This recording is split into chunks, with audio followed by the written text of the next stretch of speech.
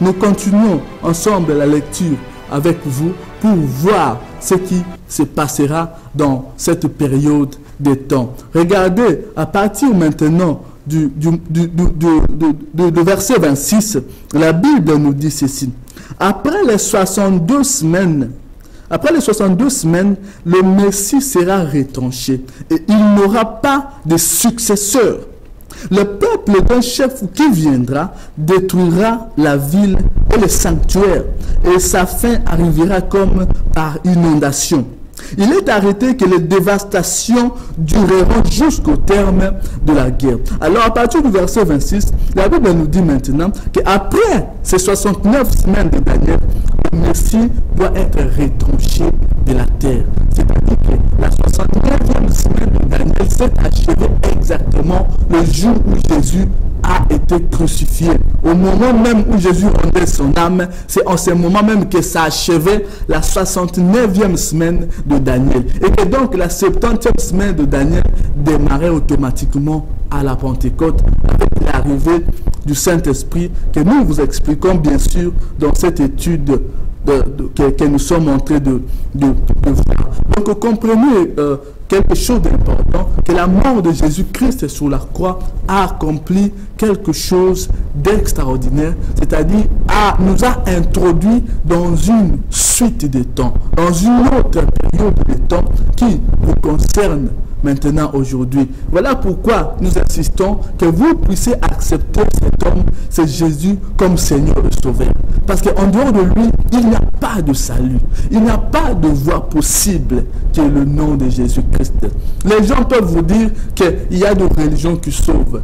Les religions ne sauvent pas. C'est le nom de Jésus. C'est en son nom qu'il y a le salut. En son nom, il y a la vie.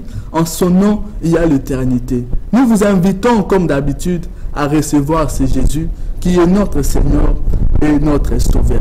Et voilà, donc la Bible nous dit qu'au moment, à la 69e semaine, le Messie est retranché. Alors nous connaissons comment Jésus est mort et qu'il a été rejeté par son peuple, rejeté par Israël. D'ailleurs, pour entrer à Jérusalem, vous remarquerez qu'il est monté sur un ânon. Au lieu de monter sur un cheval comme le roi le faisait, il est monté sur un ânon, le petit d'une âne, pour justement symboliser l'humiliation, pour symboliser le fait qu'il serait rejeté.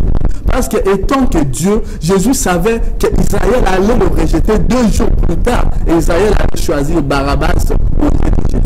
Voilà cette entrée humblement à Jérusalem. Et vous remarquerez que dans ce discours-là, Jésus a pleuré sur Jérusalem. Il dit à Jérusalem, si tu connaissais ton temps, les temps qui t'est fixé. C'est-à-dire Jésus regrettait parce qu'en ce moment-là, c'était un moment important pour l'histoire, mais qu'Israël n'avait pas saisi cette chance pour recevoir Jésus comme Seigneur et Sauveur. Voilà pourquoi Zacharie 12 nous dira qu'au moment de la tribulation, Israël pleurera sur Jésus-Christ comme l'on pleure sur son fils né, parce qu'ils seront persécutés. Ils manqueront l'enlèvement pour avoir manqué justement ces rendez-vous, pour avoir refoulé cet homme qui est Jésus de Nazareth. Nous vous invitons à le recevoir dès ce soir. Si tu ne l'as pas encore fait, c'est Jésus qui a la clé de la vie éternelle. Reçois-le et tu seras sauvé dans le nom puissant de Jésus.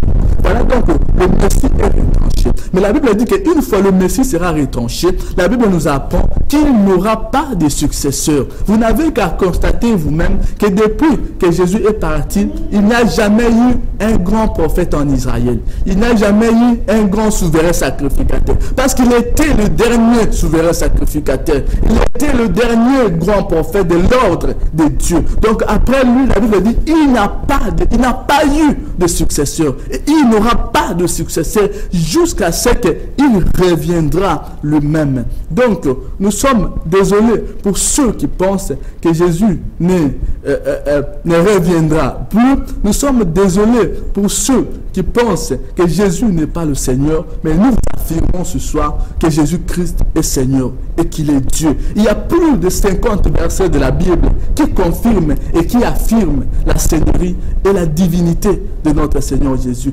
Peut-être dans les études qui viendront, nous aurons le temps d'en parler et de développer sur ces sujets aussi importants et merveilleux. Donc comprenez que Jésus est venu avec la grâce. Il a donné la grâce pour que les nations puissent être sauvées durant la dernière semaine qui restait. Parce que dans la 70e semaine de Daniel, ou la dernière semaine, l'Église de Dieu, et vous êtes que nous sommes, l'Église n'a que 3 ans, sur 3 jours plutôt, sur le 7 jours qui compte la 70e semaine de Daniel. Nous allons voir bibliquement avec vous les arguments que nous vous annonçons. Cela vous verra ce soir, si nous avons le temps, de vous permettre de comprendre que le temps de l'Église est achevé et que nous sommes au pied de l'enlèvement. Vous qui ne croyez pas en Jésus-Christ, sachez que la grâce vous est donnée ce soir partout où vous nous suivez dans le monde. J'insiste sur ces faits parce que c'est tellement important, c'est tellement capital. C'est l'objectif même de cette émission, de ce chapitre de Daniel, que vous puissiez connaître c'est Jésus, ce Seigneur qui est mort sur la croix à cause de nos péchés. Et alors la Bible dit que après que le Messie partira, la Bible dit qu'il y aura un chef qui viendra et qui détruira la ville et les sanctuaires. Et la Bible dit la fin viendra comme par inondation. Alors ici on fait évidemment allusion à la destruction du temple sous l'Empire romain, mais aussi ce chef qui viendra symbolise encore plus que ça l'Antéchrist qui va venir régner sur la terre, qui va venir asseoir sa domination sur le temple de Jérusalem. Vous pouvez remarquer cela. À partir du 27e verset, la Bible dit ceci. Il fera, et si vraiment j'attire votre attention, que vous soyez très vigilants, parce que c'est la clé de la compréhension du 9e chapitre de Daniel. Le verset 27, si vous pouvez le souligner dans votre Bible, ça sera en tout cas très bien pour votre futur. La Bible dit, il fera une solide alliance avec plusieurs pour une semaine. Et au milieu de la semaine, il fera cesser les sacrifices et l'offrande. Mais quelle semaine on nous parle ici? Quelle une semaine la Bible nous révèle? C'est une semaine, la semaine ici dont la Bible parle, c'est la semaine qui doit compléter les 69 semaines que nous avons étudiées. J'avais dit que de la reconstruction du temple jusqu'à la mort de Jésus, il y a eu 69 semaines d'années que Daniel nous révèle. Donc sur les 70 semaines qui ont été données à Israël, il manquait une semaine. Et maintenant dans le verset 27, la Bible nous détaille maintenant qu'est-ce qui se produira à la 70e semaine de Daniel. Je vous rassure que ce verset vous concerne. La Bible dit, il fera une solide alliance avec plusieurs pour une semaine. Qui fera une solide alliance? C'est l'Antéchrist qui viendra régner à Jérusalem. Il fera une alliance avec Israël. Et Israël fera une alliance avec plusieurs nations pour préserver sa paix, pour préserver sa sécurité. Ils vont faire une alliance avec plusieurs nations et aussi une alliance avec l'Antéchrist. C'est là que le compromis va entrer. Vous remarquerez que le processus de paix israélo-palestinien qui patine aujourd'hui, les jours où cet accord de paix sera signé, rassurez-vous que le temps est complètement achevé. Parce que cet accord de paix permettra à l'Antéchrist de s'installer, de prendre le pouvoir. Israël sera obligé à un moment ou à l'autre à signer l'accord de paix avec le Palestinien, avec toutes les nations arabes qui l'entourent. Ils feront un accord de paix pour se préserver, parce que sinon ils seront détruits. Et d'ailleurs, malgré cet accord de paix, nous verrons plus tard qu'ils seront toujours détruits. Donc cet accord permettra d'installer l'Antéchrist sur le temple de Jérusalem, probablement sous la direction ou sous la conduite des Nations Unies qui mettra cet Antéchrist. Alors l'Antéchrist, ce n'est pas cet homme avec des cornes ou ces démons qu'on fait dans les dessins animés, mais ça sera un bel homme, un homme de paix qui prêche l'évangile. Il séduira les gens par sa doctrine, par de fausses miracles qu'il opéra. La Bible dit dans le livre d'Apocalypse, la Bible dit qu'il est comme un agneau, mais il parle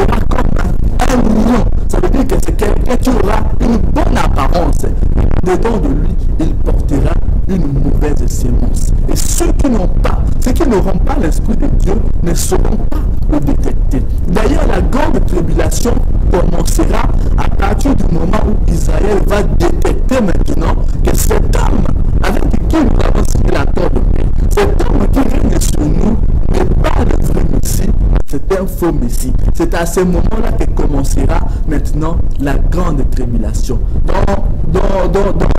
Dans l'Apocalypse, c'est le 12e verset, la Bible nous révélera que durant cette période, Dieu permettra à Israël de se réfugier dans le désert pendant une période de 3 ans et demi, soit toute la période de la grande tribulation. Donc comprenez ces détails qui sont très importants pour vous éclaircir, pour que nous puissions comprendre le temps dans lequel nous sommes. Donc Israël va faire signer une alliance, un accord de paix. Et remarquez que ce mot signé ou établir une alliance, en hébreu ce mot ne veut pas dire signer, mais plutôt confirmer. Ça veut dire en hébreu qu'il confirmera l'alliance. Cela suppose au préalable qu'il y a déjà une alliance de paix. Il y a déjà établi dans le ténèbre et que cette alliance sera confirmée dans le jour à venir pour permettre à l'Antéchrist de s'installer sur le temple de Jérusalem. Et alors remarquez quelque chose d'important ici. Après cet accord, et au milieu de la semaine, c'est-à-dire après 3 jours et demi, au milieu de la semaine, il fera cesser le sacrifice et l'offrande. Quel sacrifice l'Antéchrist fera cesser et quelle offrande il fera cesser. Donc comprenez qu'au préalable, avant son installation sur le trône à Jérusalem, le temple de Jérusalem sera reconstruit entièrement à l'identique. Je vous renvoie sur Google à aller chercher l'Institut du Temple. Vous tapez Institut du Temple, vous aurez toute l'actualité sur la reconstruction de ce temple de Jérusalem dont je vous annonçais précédemment que tous les événements, tous les éléments, tous les composants sont déjà prêts pour que le temple puisse être reconstruit. Et la Bible dit qu'il fera cesser le sacrifice. C'est-à-dire qu'ici, c'est vraiment extraordinaire et c'est important. C'est-à-dire qu'une fois le temple reconstruit, comme Israël n'a pas reçu Jésus comme Seigneur et Sauveur, ils retourneront au temps de la loi. C'est-à-dire qu'ils recommenceront à offrir des offrandes. Ils recommenceront à faire des sacrifices. D'ailleurs, il y a plus de 500 prêtres et lévites qui sont déjà formés au jour où nous parlons. Donc, ils recommenceront le sacrifice. Ce qui veut dire qu'Israël demeurera dans les temps de la loi. Ils n'ont pas connu la grâce, bien sûr, excepté quelques juifs chrétiens, ceux qui ont reçu Jésus, mais la majorité des judaïstes, ils n'ont pas reçu le Messie, donc ils ne connaîtront pas la grâce. Ils ne bénéficieront pas des bienfaits de la grâce, mais ils demeureront dans la loi. Voilà pourquoi ce soir, Dieu n'aimerait pas que vous soyez dans la confusion. Vous qui avez la grâce ce soir de connaître le nom de Jésus, sachez que la grâce, bien-aimée, est capitale pour un chrétien. La Bible dit, nous sommes sauvés par la grâce au moyen de la foi. Aucun homme, aucune femme ce soir ne peut prétendre être sauvé par sa force, par son effort, par son courage, par son zèle ou par sa moralité élevée. Nous sommes sauvés que par la grâce et au moyen de la foi en Jésus-Christ. Donc, du moment où Christ est mort sur la croix, la loi a été abolie pour l'Église. Alors, je sais que ce sujet est particulièrement sensible pour le chrétien. Il y a plusieurs tendances à ce sujet. Rassurez-vous, il y a une dizaine, même plus, de versets qui nous permettent d'affirmer ce soir que la loi, Dieu, Jésus, a complètement aboli la loi. Que nous sommes au temps de la loi, mais nous sommes au temps de la grâce. Si c'était par la loi, personne ne serait sauvé. C'est la grâce que nous avons reçue de Jésus qui nous permet de sauver. Donc, contrairement à ce que vous pouvez penser, la loi a été bien abolie sur sur la croix. La Bible nous dit que Jésus-Christ est la fin de la loi. Lisez avec moi, vous pouvez lire dans Galates chapitre 5, le verset 2 et le verset 4. C'est quand même très important d'avoir ces détails à l'esprit pour comprendre un peu ces choses aussi importantes et aussi merveilleuses dont nous sommes en train d'évoquer ce soir. Vous lisez Galates chapitre 2 à partir du chapitre 5, le verset 2 et le verset 4. Nous lisons au nom de Jésus, pour que vous soyez éclairés, pour que vous soyez dans la lumière, que vous ne soyez plus dans la confusion par rapport à ces sujets qui tourmentent autant de gens dans le monde d'aujourd'hui. Regardez Galates chapitre 5, le verset 2 et le verset 4, la Bible dit ceci. Voici, moi, Paul, je vous dis que si vous faites circoncire, Christ ne vous servira à rien. Et j'affirme encore une fois à tout homme qui se fait circoncire qu'il est tenu de pratiquer la loi tout entière. Vous êtes séparés de Christ. Vous tous qui cherchez la justification dans la loi, vous êtes déchus de la grâce. C'est extraordinaire de verser comme ça, aussi clair et net. L'apôtre Paul dit, vous êtes déchus de la grâce. Vous êtes séparés de Christ. Vous qui cherchez la justification par la loi. La loi ne pouvait sauver aucun homme. La loi a échoué à sa mission. C'est ce que nous révèle la Bible dans le livre de Hébreux. D'ailleurs, Hébreux chapitre 8 au 7e verset, vous lirez que la loi devait être remplacée parce qu'elle n'a pas atteint son objectif. Et si vous lisez Romains chapitre 10, le 4e verset, la Bible nous affirme là encore que Jésus-Christ est la fin de la loi. Romains chapitre 10, le 4e verset. Donc vous comprenez ici qu'Israël est différent de l'Église. L'Église sera sauvée au préalable avant cette moitié de la semaine dont l'Antéchrist commencera véritablement à persécuter le Saint de Dieu. L'Église sera enlevée bien avant cette période. L'Église sera enlevée à la première moitié de la 70e plutôt semaine de Daniel. Et cette période dans laquelle nous sommes déjà entrés, nous sommes déjà à la fin de la première moitié de la 70e semaine de Daniel, qui comptera donc 3 jours. 3 jours et demi. Lisez la Bible dans le livre d'Osée. Le prophète Osée nous apporte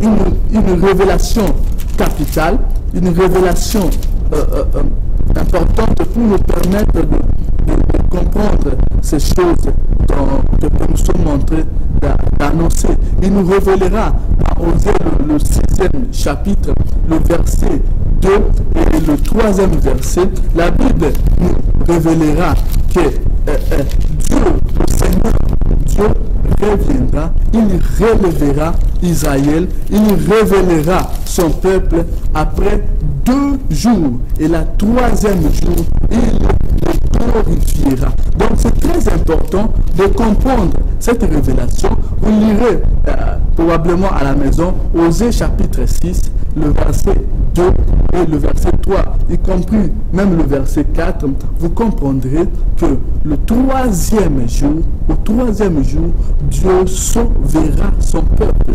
Dieu relèvera son peuple. Et cela est très très important de comprendre cela. Parce que les 3 jours dont le prophète parle dans ce verset, il ne s'agit pas de 3 jours de 24 heures.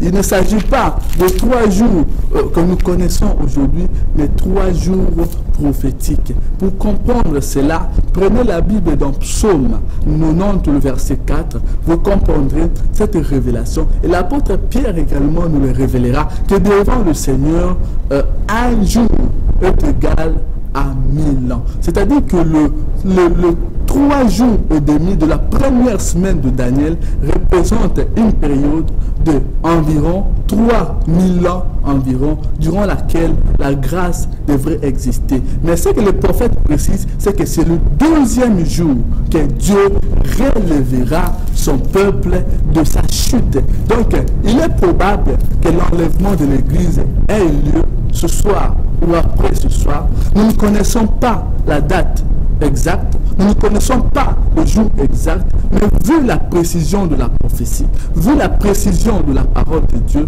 nous sommes en mesure de vous annoncer que nous sommes durant cette période où nous devons être enlevés. J'aimerais lire avec vous ces versets magnifiques qui permettra d'asseoir votre confiance en la parole de Dieu. Regardez Osée chapitre 6, à partir du 2e verset.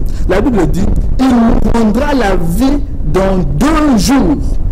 Le 3e jour, il nous relèvera et nous vivons devant lui.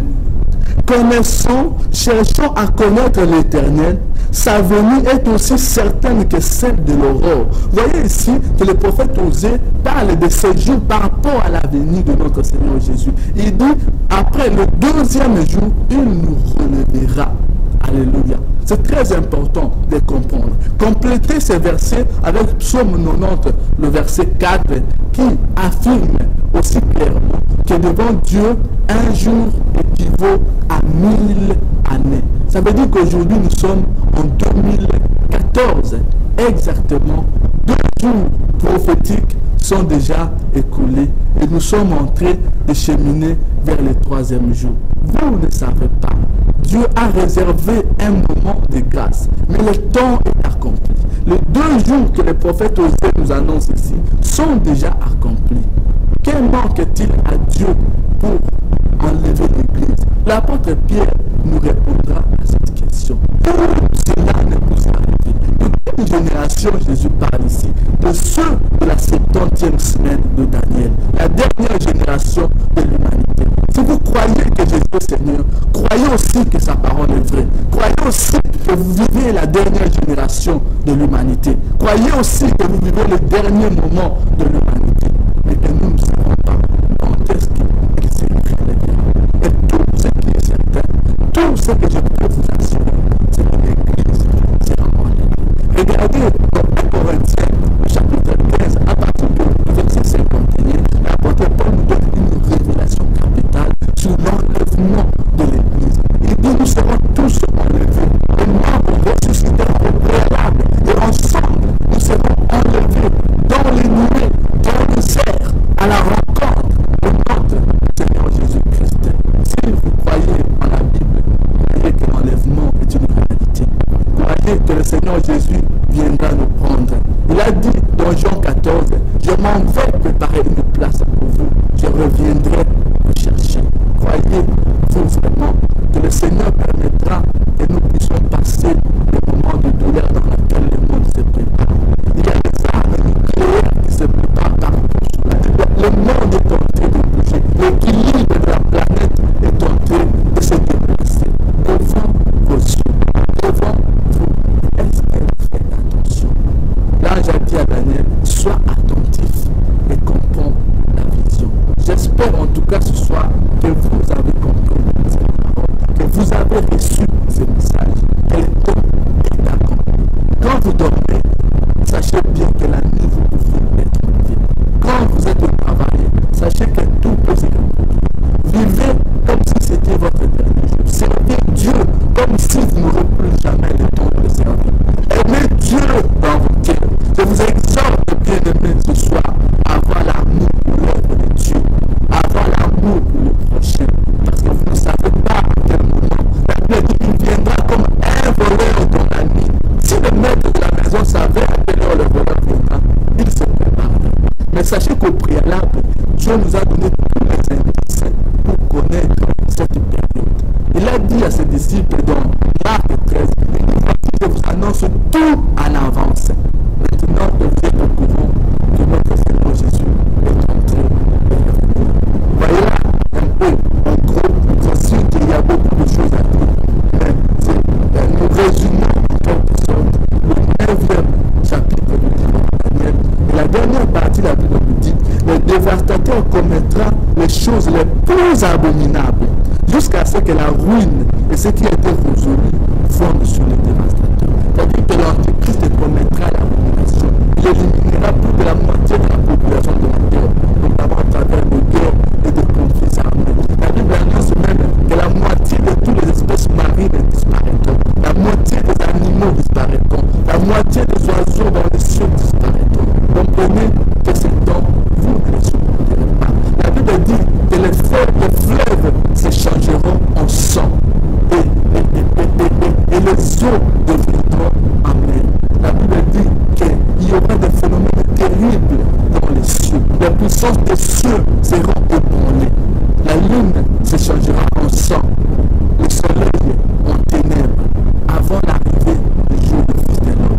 Ce jour terrible et redoutable que nous vous annonçons comme nous. Soyez bénis au nom de Jésus. Je vous invite, vous, à encore reçu le Seigneur Jésus comme Seigneur et Sauveur.